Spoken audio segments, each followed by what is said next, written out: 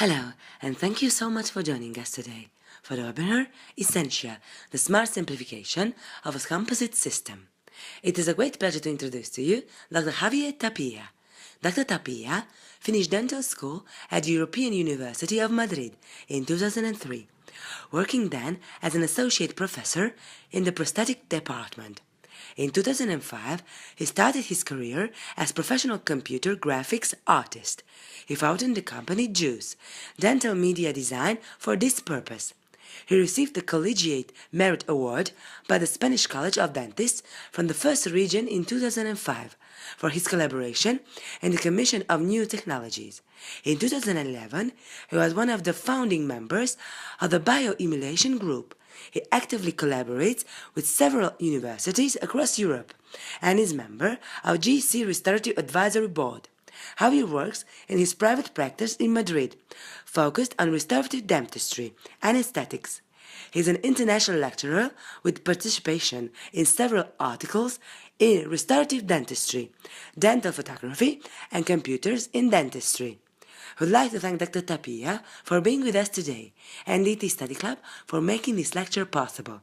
Please take note of any questions and comments you have during the lecture, as they will be addressed by Dr. Tapi at the end of the presentation. Without any further delay, please help me welcome the expert himself, Dr. Javier Tapi. Good afternoon, Europe. Good morning, America. And good evening, Asia. Welcome to this webinar about Essentia, the smart simplification of a composite system. This webinar is going to run through different sections. We will start with a part about color, and then we will move about all the way to do the shade selection properly and the current materials. And we will present Essentia and a new way, a different way, to layer composites. So let's get started with color. When we talk about color, we are talking about light. So light that we can see in the visible spectrum from 319 nanometers to 750, depending on the person. You will see that you have this short wavelengths on the cold colors and the long wavelengths on the warm colors. We have the spectral sensitivity of the eye, which is defined to be receptive to this different wavelengths. As you can see, the cones are responsible to see the color. You have also the rods that mainly are responsible for us to be capable of seeing in dark light conditions when we don't have too much light. And as you can see, they are just sensitive to more or less 500 nanometers and wide in the curve. So they are not really responsible of seeing colors, just to have capturing light. But what is our main interest is the cones, and as you can see, the human eye is more sensitive to green than any other color. So how this is working is, at first, in the eye level, is working as a trichromatic process. So we have the three basic colors, red, green, blue, for each of the cones, and they are mixing and they are generating the other secondary colors and so on. However, this is not working like this in the brain. The brain is processing the information in a different way, and this way is called the opponent process. So actually, the human vision is composed of these two different parts. We have first part of the L, M, and S cones, the RGB, same as any light emitting system. And then we have the other process in the brain, which is the opponent process, the LAB. As you can see, depending on the positive or negative input of each of the receptors, we will have a different value. It's called the opponent process because, as you can see on the A and B gradients, we have colors that really cannot be mixed in our brain. We cannot mix red and green. We cannot mix blue and yellow. You cannot see a different color that it's a result of mixing these two in your brain. It's not possible to mix them. So this is why it's called the opponent process. And of course, LAB values maybe it's something familiar for you if you have written some papers about color in dentistry. All the spectrophotometers, all the scientific articles, they use LAB values to measure color. However, this is not a very rational system for us for understanding color. So we still rely in the old system, the old Munsell color system, designed by Professor Albert Munsell. And this system is based on three different parameters, which is hue, chroma, and value. With these three parameters, we can actually define any color. There is no need to add more parameters to define a color. We will add more, but just to rationalize a little bit the translucency, opalescence, but at the end, all of these other parameters are just a change in one of these three original parameters. From the scientific point of view, we can define any color with this. So let's look at each of these characteristics on its own. Hue is what we understand about the color. It's just red, green, blue. It's very simple, straightforward. Then we will have chroma. Chroma is the level of intensity of this hue. It's just like a saturation. We can have a very pale blue, as you can see on the left, or we can see a very saturated, very intense blue, as we can see on the right. And finally, we have value. Value is probably the most complicated to understand. It's always the one that is generating more problems. And it's also because it's not really visible on many shade guides. So value can be defined as the amount of light that the tooth is going to reflect. If the tooth is going to reflect a lot of light, it's going to be very bright, very whitish. If it's not going to reflect a lot of light because probably it's very transparent, then it's going to be darker. It's going to tend to a black color. So this gradient from dark to bright is what value is. So of course, when we change, mainly in the tooth, when we change translucency, we will have a change in value. So all these three parameters together, they give us the color. So how this is translated into the usual things that we use, the usual guides? Well, you can see here the VitaShade guide and its arrangement is actually, you can see that we have different hues. We have 4 types, A, B, C, and D. Usually in nature, A is the most common. Then we have chroma. It's just a gradient. We turn from A1, A2, A3, increasing chroma until A4. But then we don't have any reference of value. And actually value is the most important parameter of these three. I will demonstrate this with this simple image. In this image of color pencils, we can see clearly all the different colors, red, green, blue. It's very visible. But what will happen if we take out the hue and the chroma from this image is that immediately we cannot make a difference between some of the colors that we already had defined perfectly, and now you can see that they have a very similar value. So when we have natural teeth, this is one of the issues that we have, because there are really very different variations in value, but if we look just at chroma difference, it's a very slight difference. We have very slight hue differences. Between A and B shades, which are the most common, there is not a huge difference.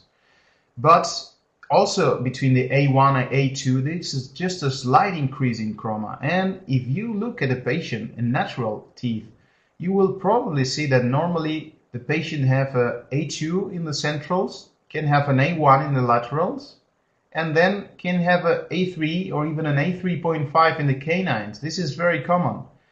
And is this really a problem? Is this really looking bad? No, it's not. It's looking natural. It's normal. And there is a huge difference in hue, and not in hue, but in chroma.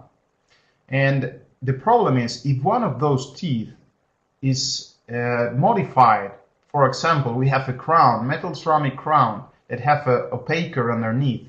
it immediately will look with a much higher opacity, and that will be much higher in value. And that's very difficult to mask. Normally it will be very visible. And that's one of the biggest problems we always have. If you have one tooth that it's not really matching in value, then we cannot hide it. We cannot hide a restoration when the value is not properly done. If we have the proper value in our restorations, we have 98% of the restoration done. The last 2% will be just adjusting slight difference in hue and chroma, but that's not a problem, especially with composite because it's very mimetic generally.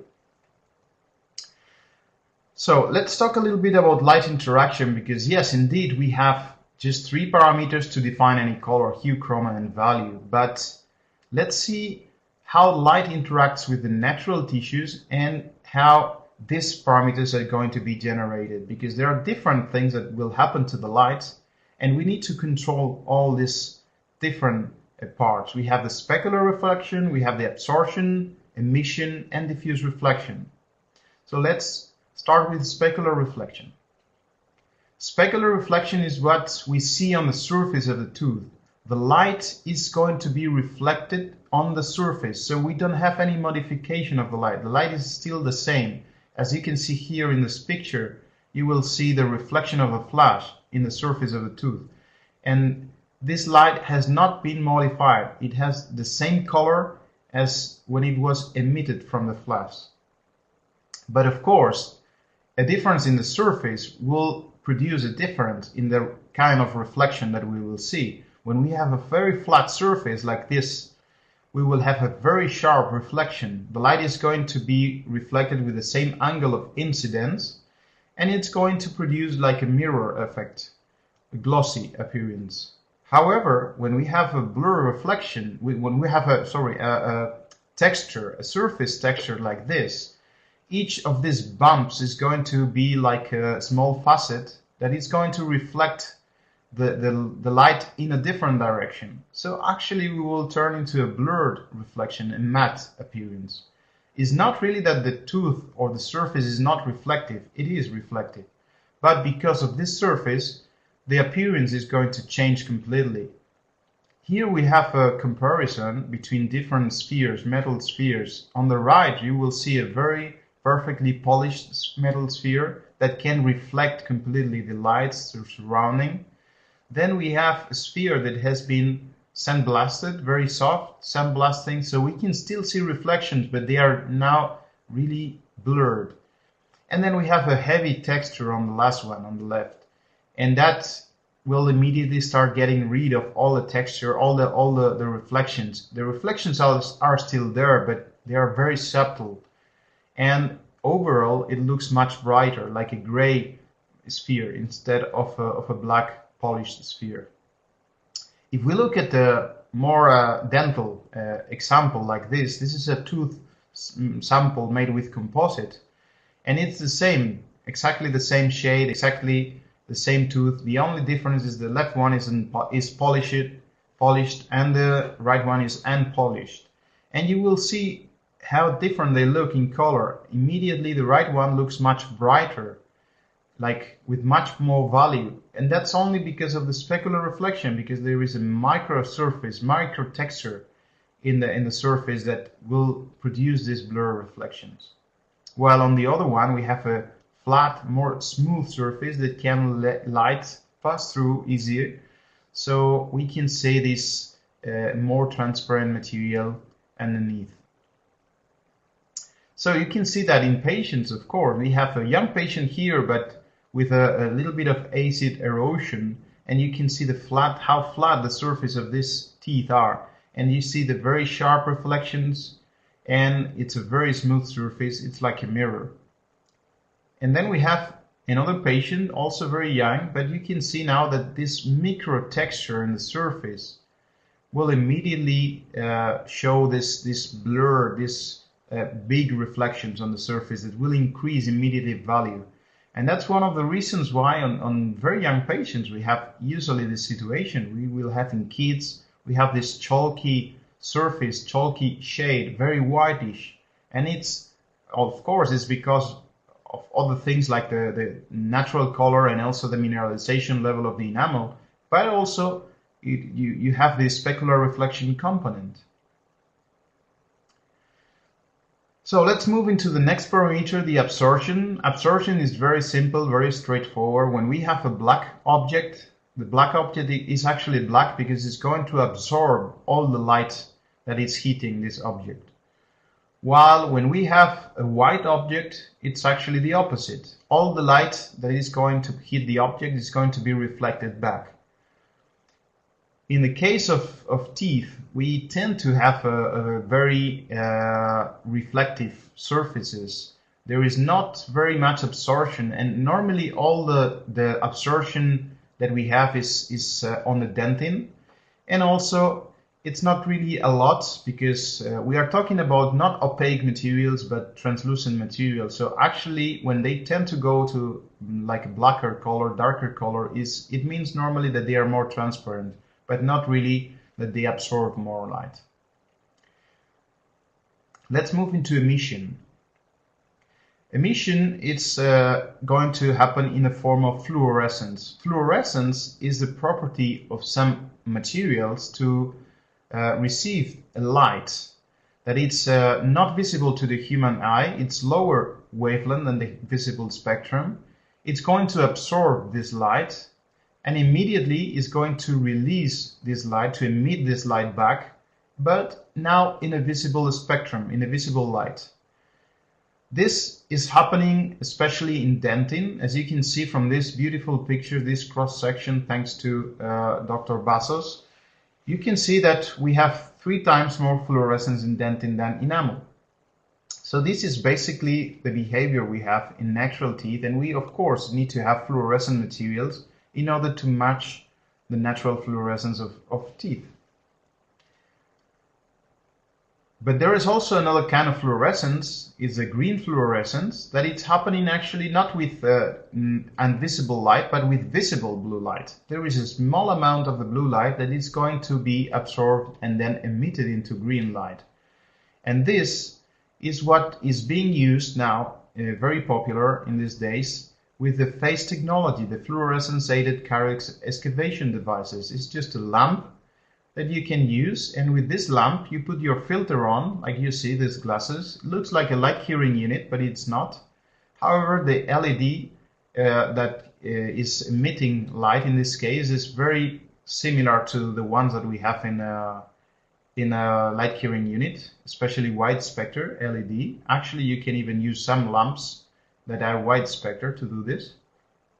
And you can see that when we use this lamp, you will see that the natural tooth is fluorescing green and decay is going to fluoresce in red. So it's really useful as a caries detector. When we are working, we are cleaning our cavity, we can check if it's clean already with this device. It's much cleaner and easier than using the normal liquids.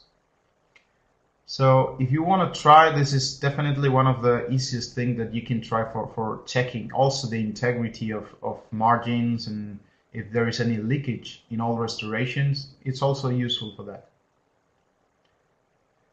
And finally, we move into the diffuse reflection part. Diffuse reflection is actually the most important part, because the other ones, we talk about specular reflection, also emission, they are just like modifiers.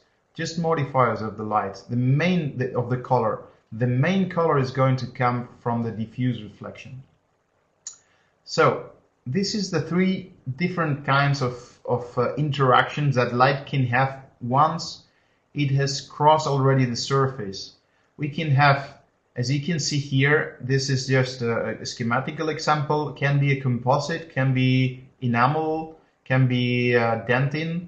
The thing is that we have like a composite material with a matrix and the particles. And you see that the light has already crossed the surface and get inside the material. So first thing that can happen is that it eventually hits one particle and gets reflected immediately. The other option will be that it's going to be refracted. There are 2 types of refractions that we can have. We can have the single refraction, as you can see in the center, And in this kind of refraction, the light is going to be just refracted once, and it's going to be transmitted through the whole material. This is more or less the behavior that we will see on the very transparent materials. And then we have the multiple refractions, the scattering of the light, which actually the light is going to be started to play, to jump inside the material. It's going to jump from one particle to the other through the matrix, and this is normally because of the size of the particle together with the difference between indexes of refraction inside the material is going to have this behavior, which is actually a very natural behavior, especially in the dentin.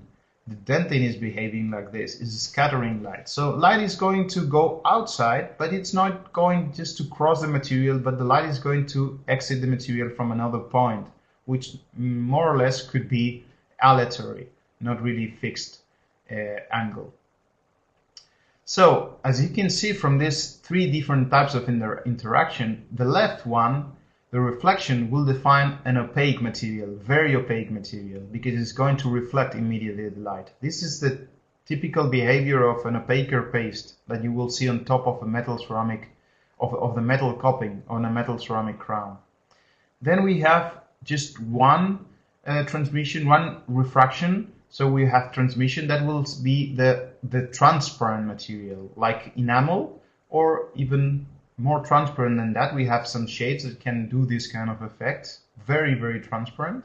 And then we have the translucent materials, which is more or less almost all the composite materials we have in the market. They are all translucent, with the exception of some special enamel shades that are very transparent. Normally they will behave like on the right, the scattering. So this defines a translucent material. Of course, you can have a mix between them. So you will have translucent materials that are more transparent, or other materials that are a little bit more opaque. But still, the main behavior is translucency.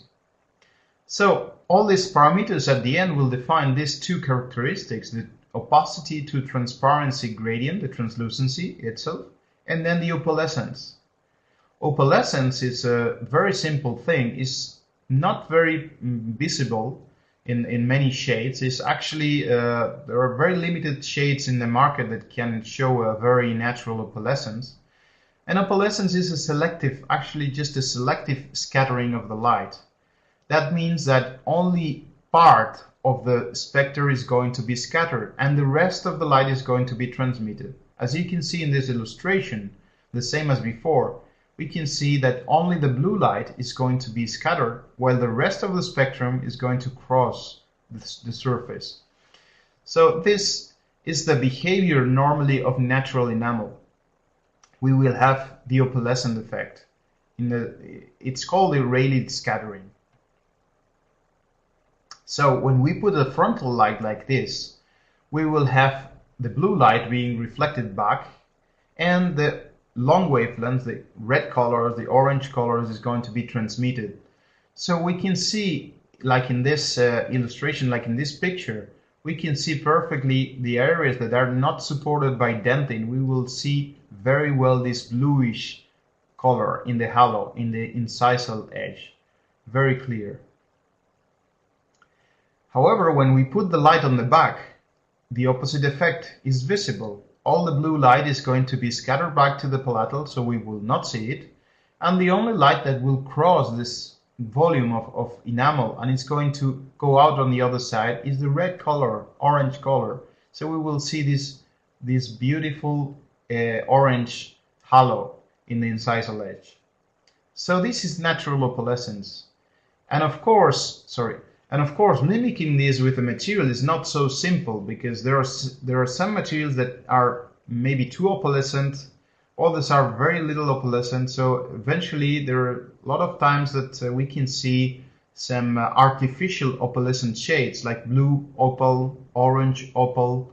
If you have this kind of shades, these shades are not really opalescent. They are not really naturally opalescent, because if one shade is naturally opalescent, it should be blue with transmitted light, with reflected light, and orange or red with transmitted light. It should be both at the same time, not really one of them, with which normally it's just a transparent shade with a stain, blue stain or orange stain.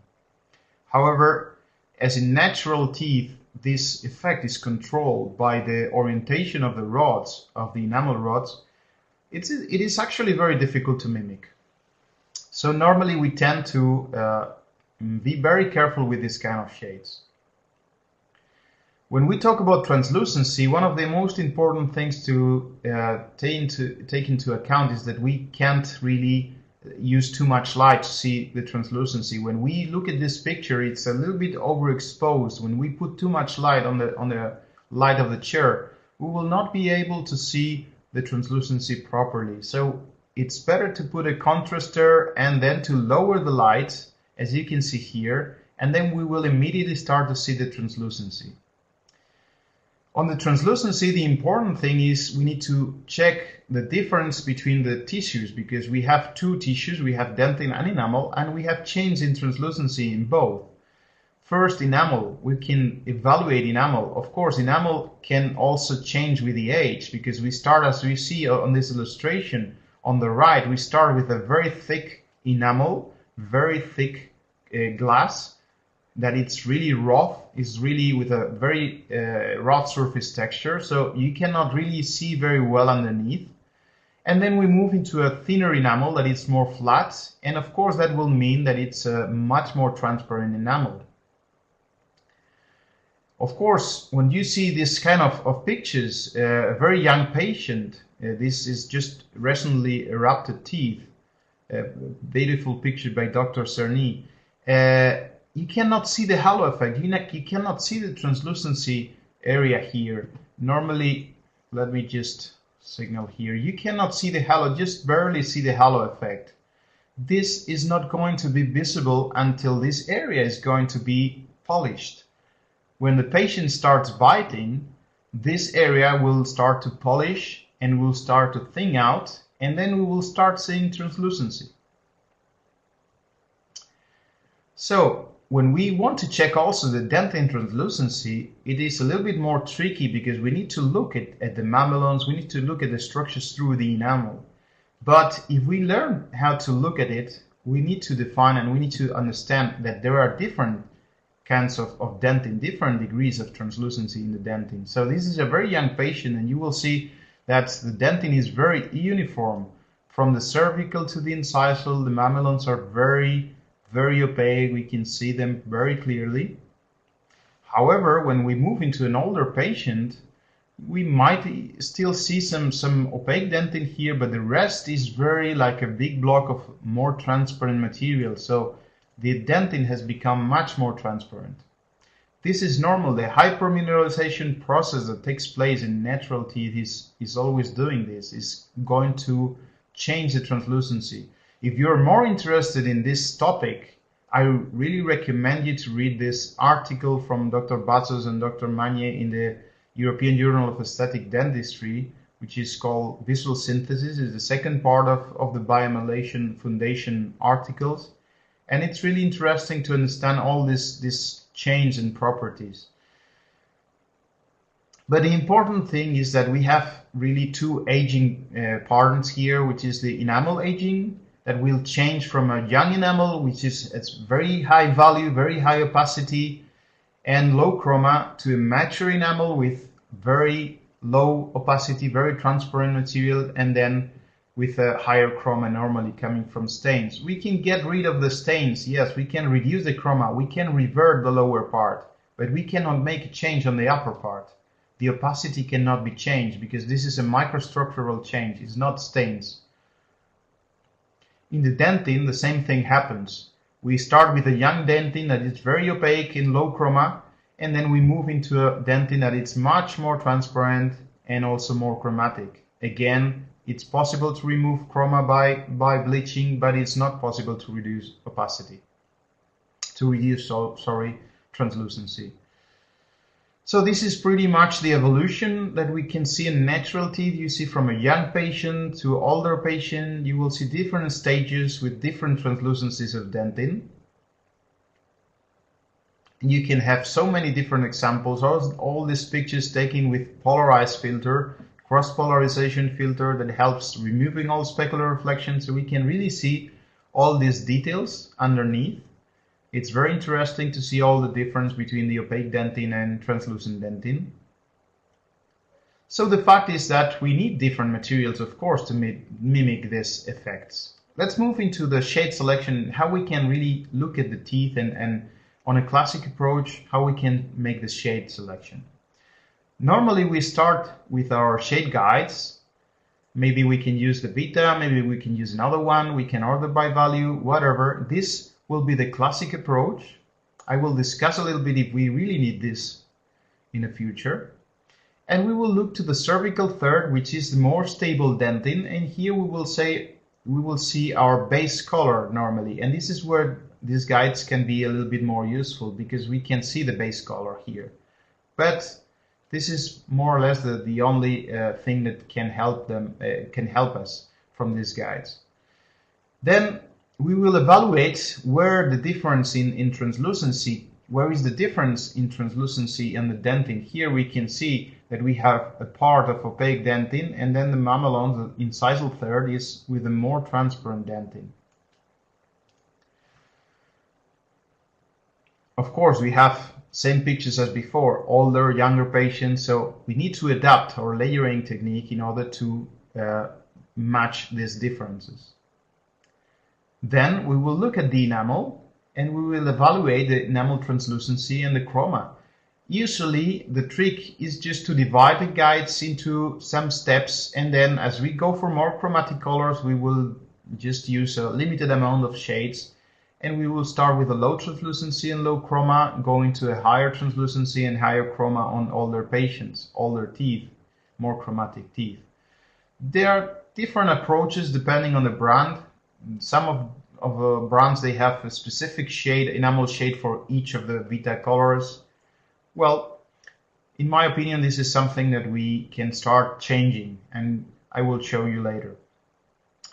Enamel texture is the final step. We need to evaluate the specular reflection. If the surface is very rough or not, we need to mimic this surface with our restorations. We cannot really just polish and give a flat surface to a young patient because it will not work. The restoration will never integrate. However, this is something that we cannot check as before with the polarized. We need to use some diffusers of light, and we need to evaluate with something that can really give us an idea of this surface, of how much roughness we have on the surface. And now we have other options in order to make the shade selection, and for me this is actually the best that you can do, which is just using small bits of composite. You can take a very small amount of composite and put it on top of the natural tooth, or the tooth in the side here, or on top of the tooth that you're going to treat. And this is going to give you the real input, because when we look at the shade guide, we are looking at a plastic tooth, and we are not really looking at the material that we are using. And we cannot expect just by using one A2 shade that the final restoration will be an A2, because the final restoration will take also color from the natural structure that is underneath. So if we want to cover this discoloration, the best option is to try different balls of composite on top.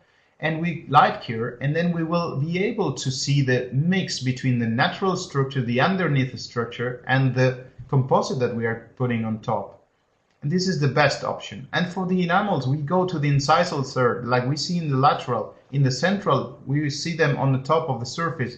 It's not really making any effect, but on the lateral, we can see very clearly the effect that we can achieve with these enamels. So this is the easiest and the fastest way in order to confirm the shade selection for our materials. Much better than using any other shade guide. And it's really quick. I really recommend you to use this technique.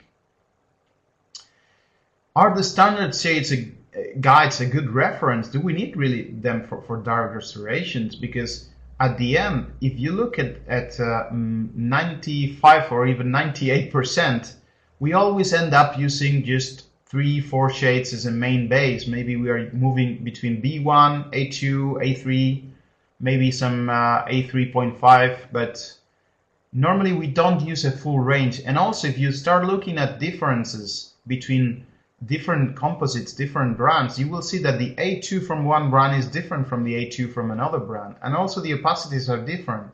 And the VitaSheet guide is a guide that is designed to do some metal ceramic work. It's not really designed for composite. So what is actually an A2? What is actually an A3? There is no real reference that we have of an A2 and A3. It's just our comfort zone. We just name this A2, A3, and we feel comfortable because we think we know more or less, because an A2 maybe more or less in different brands could be the same shade.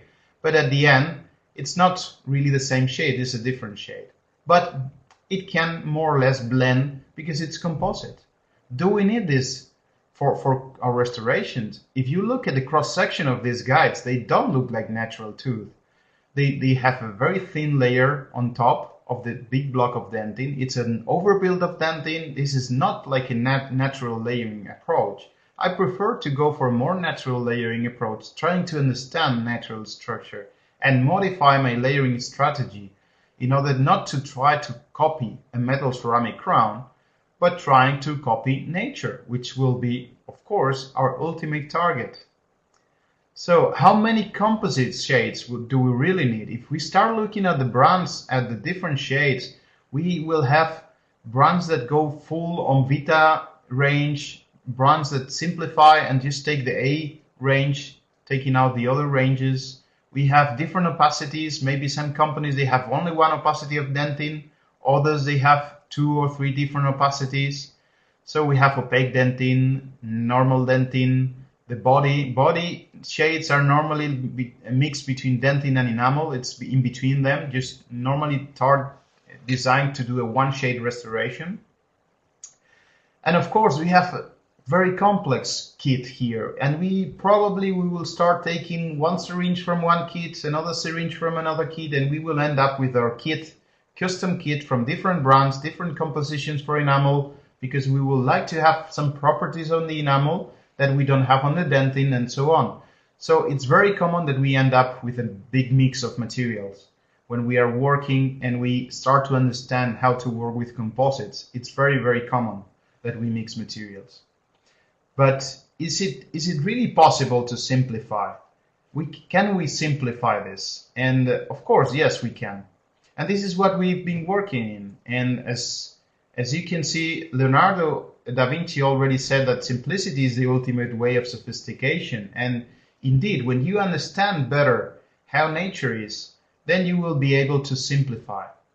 And I would like to present you this material from GC, which is the Essentia.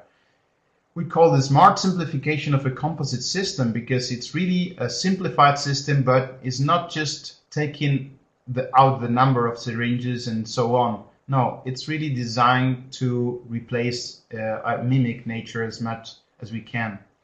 It has been developed within the Restorative Advisory Board at GC. You can see all the members of the advisory board here. And this is the basic system. It's a shade and shade system that will have 3 dentins and 2 enamels, together with a masking liner and a universal shade. The masking liner is a flowable paste to cover discolorations. The universal shade is mainly designed for posteriors in order to make a one-shade restoration. It's just like a body shade. The dentin and the enamel shades, well, it's on the enamel part is very similar to what we can see also in the market on the shade colors. You have a whiter enamel, light enamel, and a dark enamel. One is high value, high opacity, and the other one is a little bit more transparent with more chroma for an older patients. And then we have, and this is the key difference, we have the light, medium, and dark dentin, only 3 dentins, and they change in chroma, of course, but the unique thing is that they also change in opacity. So it's actually adapted to the natural evolution. We have a light, very opaque dentin for young patient, young dentin, and it's turning into a more transparent and more chromatic dentin with the age. So it's just 3 dentins, but those 3 dentins can give us a base for all the patients. So it is color coded, as you can see here, very simple to use. And also we have a modifier set that is comprised of an opal shade, an opalescent mass, that it's a paste, and also 3 stains that can be used to do white spots, to fissure stain and things like this. And also color-coded syringes. There are 4 base combinations that we will see for the anteriors. We will start with light dentin plus light enamel, then medium dentin light enamel, medium dentin dark enamel, and dark dentin dark enamel. And these 4 different types, these 4 different combinations is the base that we will use, especially the young and the adult, the central part. You can see these 2 shades. This is normally what we are working with on our daily work. This is our comfort area. If we want to go for a brighter color, we will go for the light. If we want to go for a more chromatic, darker color, we go for the right, to the dark. For posteriors, we will use just either the universal shade or a unique combination of dark dentin and light enamel for all restorations, all patients. Let's see some clinical cases in order to show the capacity of this system. Let's start with the 2 shades on a class 1. We can start by isolation and cleaning the cavity, bonding on the left, and we start with the layering of dark dentin first. You can see the concave dentin, very high chromatic, beautifully chromatic dentin. And on top of that, with light enamel, we just build up very carefully the cusp, following the anatomy. And of course, optionally, we can also use some stains, but you can see clearly that the chroma that has been applied with the dark dentin underneath is coming through the fissure. And that's important for the integration of the restoration. This is after final polishing and immediately post-operative situation. And this is before, after completely rehydration of the tooth. And you can see in all natural tooth that you can see, especially on the central part, if we look at the other tooth here or here, you will see that there is always from the center of the tooth, there is always a lot of chroma coming out. And this is the reason why we want to use a high chromatic shade underneath in posterior restorations. Then let's see how we can simplify really layering with just 2 shades in the class 4. It's a very challenging case. It's a small class 4 in a 11 and a big class 4 in a 21. We start by isolation. We can see here we are going to use, as I said, 2 shades only. We do the prep, we can have this silicone key done upon a wax up, and we can see how much material we are going to add. Again, difficult situation, small restoration and big restoration at the same time. Bonding procedure. We start with the palatal shell, light enamel, very thin, 0.3, maximum 0.5 millimeters. We use the matrix in order to do the enclosure, the complete enclosure, the contact point between both, again with light enamel. And then we will layer just 1 layer of dentin, just a medium dentin here, and we cover it with light enamel again. And we start polishing. Normally I start with red softless disc. I use really very low speed in order to not take out too much material. Then I use the rubber silicone points. And then you can start doing some surface texture with a very coarse, very coarse diamond burr at very low speed, dry. You need to do this with a multiplier, counter angle. You cannot do this with a turbine. And then you can polish again to remove a little bit of this surface texture that you created. This is one of my favorites burrs now. It's a EV Diacom Plus twist. And then I finally end with a GC diapolisher, gradient diapolisher paste from the lab. It's a hard paste with a goat hair brush. We can polish the surface and give a very nice gloss. This material have different compositions for enamel and dentin, so enamel is optimized for achieving a very high gloss, and you can see that we can really get a very nice polishing. And this is the final result after complete rehydration.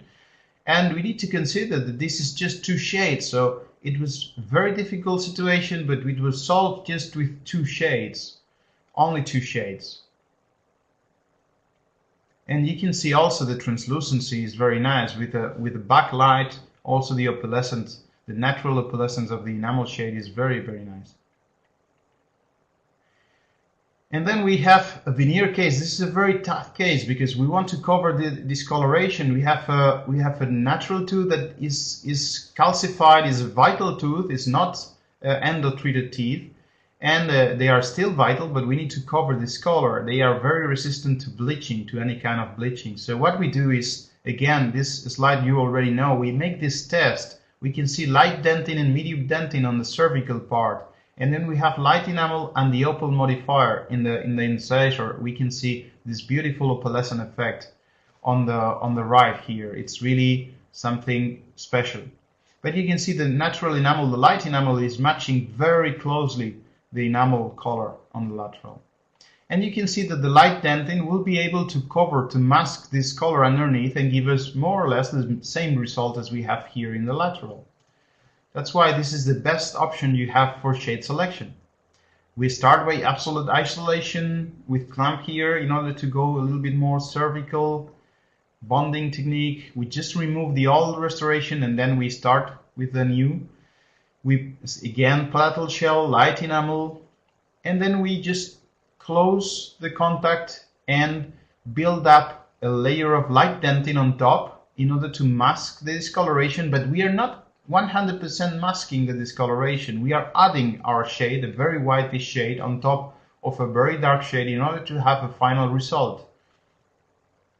Then we add the opal just in the incisal area here. We just added in the incisal third the opal modifier, and finally we cover with the light enamel. We start polishing, exactly the same technique as we did before. Surface texture work with a coarse diamond, and final polishing, final gloss with a goat hair brush. Also, I like a lot the GC Epitex strips in order to polish the contact points and refine these areas. Is very nice because it's very thin and it's not getting rid of the contact point. And you can see the final of this layering. After polishing, we also use a contraster in order to check the color. Then we proceed with the other one, same technique.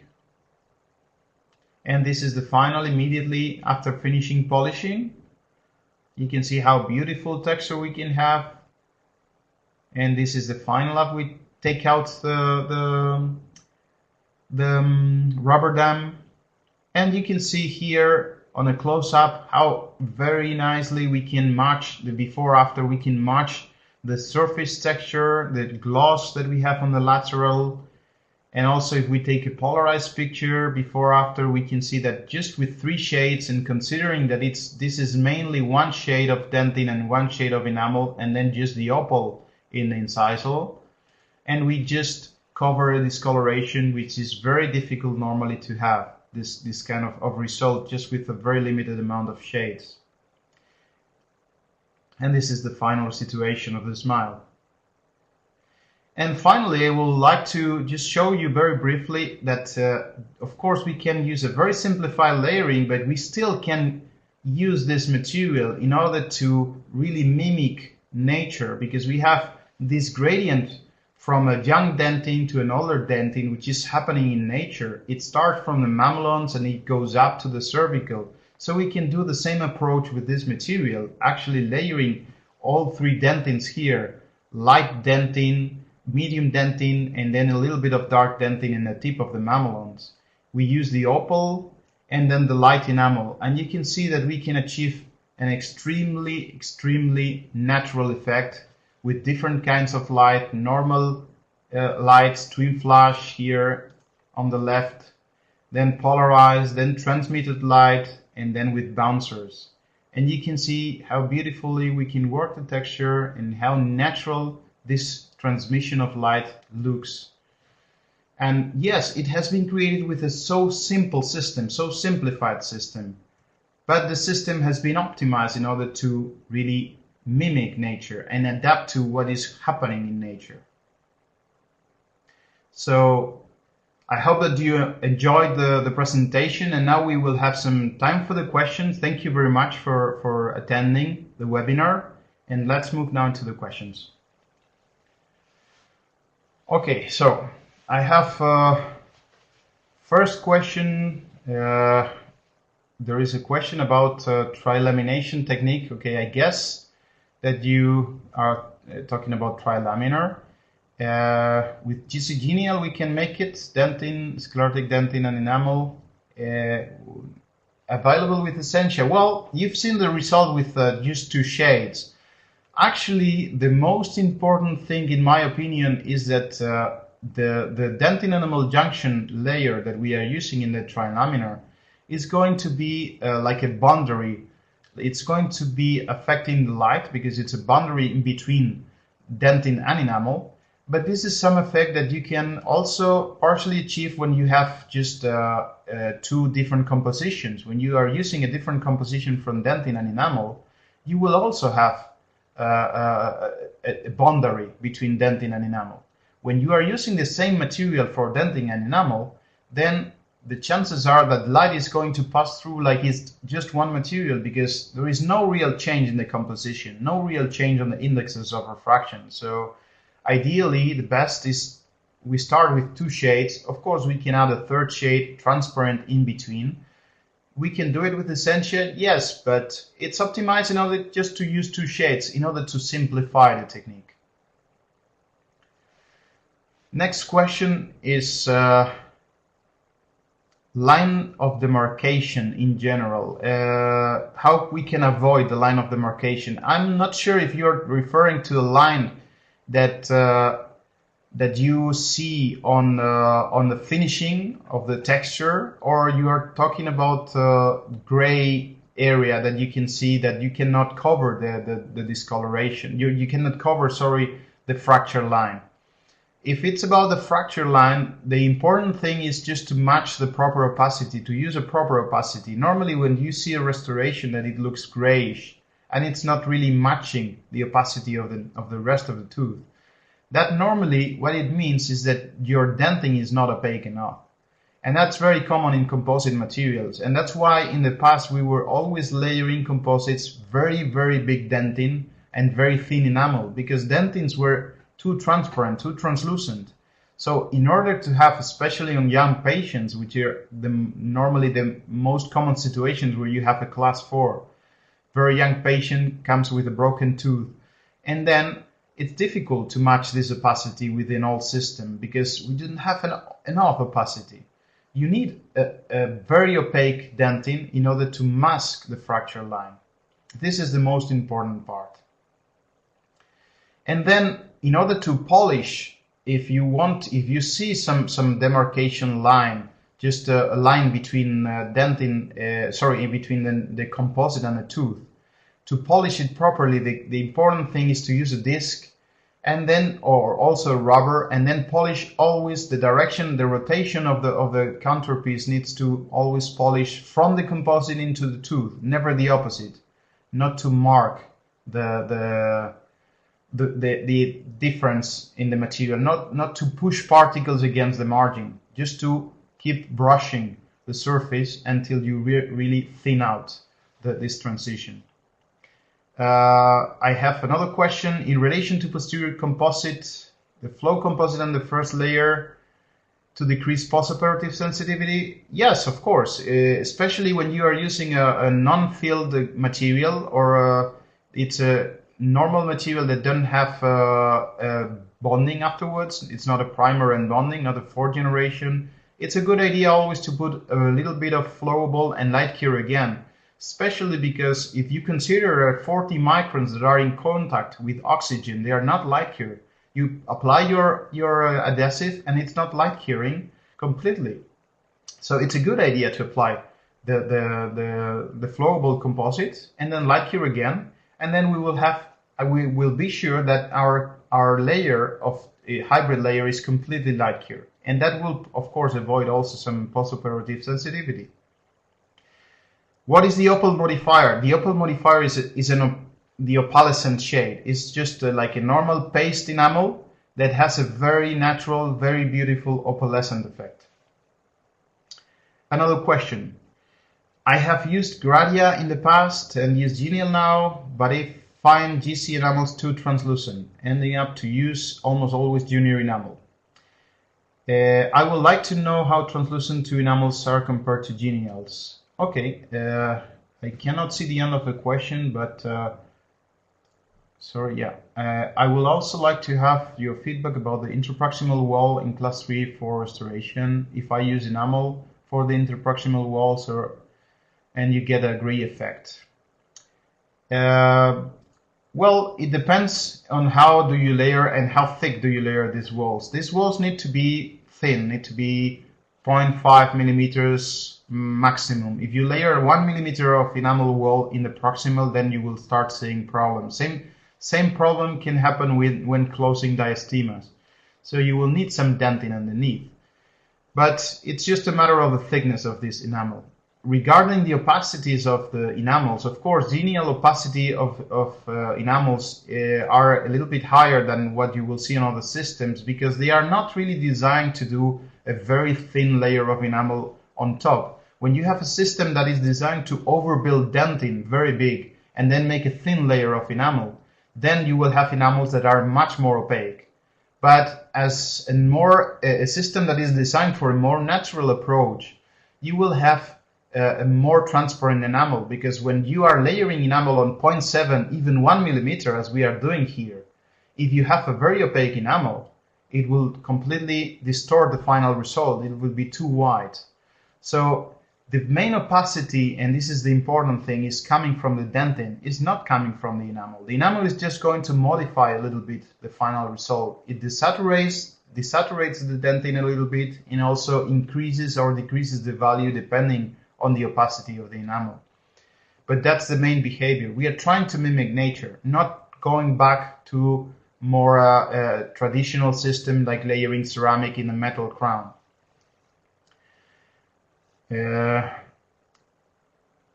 Cavity margin preparation. Do we need beveling? I only use beveling, especially on anteriors, in order to mask a little bit the transitions between the different layers.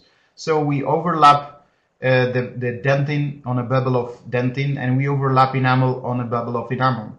And that's why it's just for aesthetic reasons, because normally when we cut enamel, even if it's completely flat, perpendicular on the surface of a palatal surface, let's say on a veneer, we don't really need to make a bevel there. Also in posterior restorations, we don't really need to bevel. The only thing for cavity, for margin preparation, is to polish. It is an interesting thing to polish these margins in order to take out any partially broken rod, partially broken enamel prism that might be there, because with the diamond burr we can break the enamel. It's very brittle. We can break it partially. So with a burr, with a rubber, we can polish it and we can get rid of these partially broken rods that can really generate then a secondary problem. Thickness of the enamel in the cervical, medial, and incisal area. Normally in these systems we are using between 0.3, normally 0.3 at the cervical. We can move up to 0.5, but it's 0.3, 0.5, then and 0.7 to 1 millimeter. So it's 0.3 cervical, 0.5 to and transition to 0.7 on the medium, and the incisal third we can go 0.7 and up to 1 millimeter of enamel. So this is much thicker than what we were using in the old systems. Isolation about adjacent teeth with Teflon. Yes, there is no problem. You can also always isolate. The exit color matching, once you are isolated and once you start working in the patient, there is no way to check again the natural color because it's already dehydrated. So yes, you can always put Teflon tape. You can always, the side tooth is not anymore a good reference. It's only the good reference when you make the shade selection before the treatment. The Essentia Universal is a body shade, just a body shade. It's between enamel and dentin, just to make one big block. and is designed for posteriors. It's just in between. It's to simplify a little bit more. Of course, you can get much more aesthetic result if you do a layering technique, but still it's something that it's a compromise and will give you a good result. For veneering techniques, well, the reduction that you need, how much tooth structure you need to reduce for this veneers. Well, it depends. Normally, I always reduce a little bit, but very little. Sometimes even just sandblasting the surface in order to have a raw surface, but not really prepare too much. I prefer to stay on enamel, because the bonding will be much better if I stay on enamel than if I go deeper into dentin. So partially is a prep, but also to overbuild a little bit to the buccal surface. With dentin also we can cover very easily, so we have a flexibility. Still with composite we have flexibility in order to increase a little bit the thickness. The only thing is not to leave any step in the cervical.